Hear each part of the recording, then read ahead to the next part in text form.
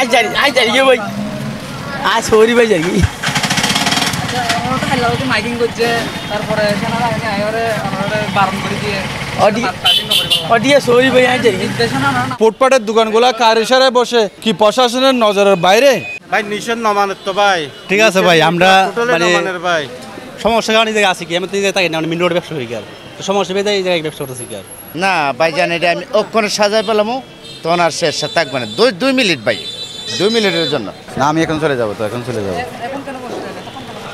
এখন আসছি এখন চলে যাবো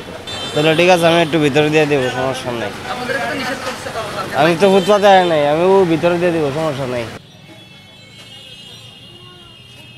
ফসল করতে গিয়ে দাঁড়া বসি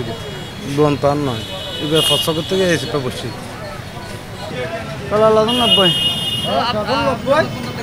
অনেক দিন দাঁড়াই না ওই একটা পান খাইছে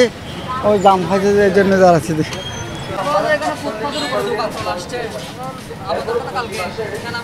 আমরা তো ক্ষুদ্র ব্যবসায়ী, আমরা তো কিছু করে খাইতে হবে, আমরা তো কোনো দিকে যাওয়ার কোনো কিছু নাই। বসে অনেক গরিব মানুষ আমার কি করে খাবো, একটা তো কইরা খাওয়ার লাগবো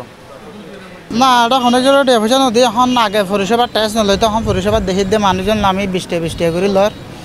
এখন মানে এটা কান সিরিয়ালি আনার লাইনত এটা 30 টাকা করে দিয়া পড়ে লাইন মানে কেওয়া এটা জেলার গিয়ে আছে বলে এই সভাপতি জেলা সেক্রেটারি তারা লয় একজনের নাম ছবি আরও অন্যান্য নাম আছে একজনের নাম আন কয়েকজনও চিনি আর নরে আর নচিনি সরি ভাই নয় মানিও ভাই না মানিম কেন নয় আই গিয়ে গো ফিলে তুই দিদি পুলিশের তো লাভাই আঙ্গ তো কোনো পথ নাই, কোনো একটা আমরা যদি পথ পাইতাম তাহলে তো আমরা সরে যেতাম। আমরা জানি এটা অপরাধ বসাটা, এখন আমরা ফেটে যাই কি বইতে হয় বুঝলেন না,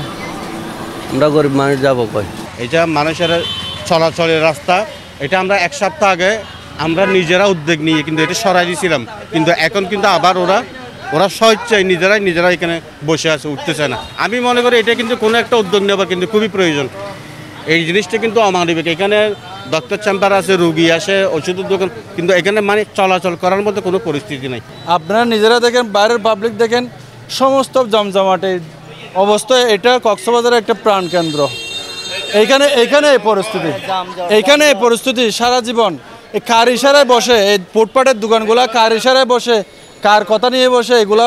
কি প্রশাসনের নজরের বাইরে? এখন আসলে আমাদের তো আইনগত কোনো আসলে